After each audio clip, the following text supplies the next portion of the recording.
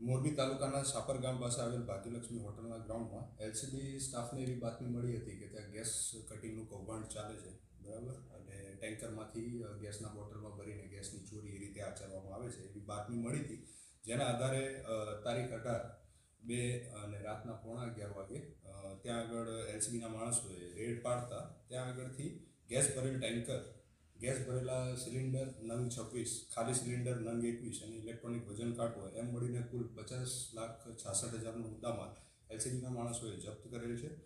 અને આ કામે મોરબી તાલુકા પોલીસ સ્ટેશનમાં ચોરી અને ગુનાહિત વિશ્વાસઘાતની ફરિયાદ નોંધવામાં આવેલી છે, જે એલસીબીના પોલીસ સબ ઇન્સ્પેક્ટર બીડી ભટનાવ દ્વારા ગુનો રજીસ્ટર કરવામાં આવેલો છે. અને હવે આગળ એની તપાસ મોરબી તાલુકા પોલીસ સ્ટેશનના પીએસઆઈ ડીડી જોગેલા સાહેબ કરશે. અને આ કામના જે મુખ્ય આરોપી છે રાહુલ જેતારામ કુરાડા બિશ્નોઈ, જે ઝાલોરના છે, અને બુધારામ ખીચડ, જે પણ ઝાલોરના છે, એ બંનેની ધરપકડ કરવામાં આવી છે. હોટલ જેના નામે ભાડે રાખીને આ કૌભાંડ આચરવામાં આવતું હતું તેવા ભગીરથ મંગારામ બિશ્નોઈ અને જે ટેન્કરનો ચાલક છે, જે ડ્રાઈવર છે, એ હાલ પકડવાના હજી બાકી છે. કેટલા સમયથી કરતા હતા અને કેવી રીતે ચોરી કરતા હતા અને શું કર્યું? આશરે 3 માસથી આ કૌભાંડ ચાલતું હોવાનું એક અનુમાન કરી શકાય પ્રાથમિક દ્રષ્ટિએ.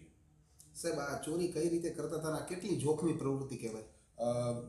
કોઈ પણ ટેકનિકલ એક્સપર્ટીઝ અથવા તો કોઈ પણ સેફ્ટી ગિયર્સનો યુઝ કર્યા વગર એલપીજી સિલિન્ડરમાં, એટલે એલપીજીના ટેન્કર્સમાંથી સિલિન્ડરને ભરવું એ અત્યંત જોખમી પ્રક્રિયા છે.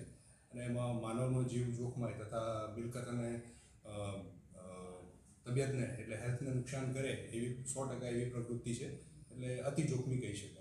સાહેબ, અવારનવાર આ રીતે પ્રોપેન ગેસને જુદા જુદા ગેસના ટેન્કરમાંથી ચોરીઓ થતી છે, આ બાબતે શું કરવાની જરૂર લાગે છે? આ બાબતે એકચ્યુઅલી જ્યારે પણ અમને ગમે ત્યારે એવી બાતમી મળતી હોય છે ખાનગી રાહે, અથવા તો કોઈ પણ પ્રકારની બાતમી ઓફિસ સુધી આવતી હોય, અથવા તો અમારા પેટ્રોલિંગમાં જ્યારે પણ એલસીબી સુધીના માણસો, જ્યારે પણ બ્રાન્ચીસના અથવા સ્ટેશનનો સર્વેલન્સ સ્ટાફ જ્યારે પણ ફિલ્ડમાં ફરતો હોય, ત્યારે અમને પ્રાથમિક ધોરણે જ્યાં પણ આવી શંકાસ્પદ પ્રવૃત્તિ ચાલતી હોય એવી બાતમી મળે અથવા તો એમને એવું ધ્યાને આવે, ત્યાં આગળ પછી રેડ કરતા હોઈએ છીએ. અને એ રેડ દરમિયાન જ આ પ્રકારના કિસ્સાઓ બહાર આવતા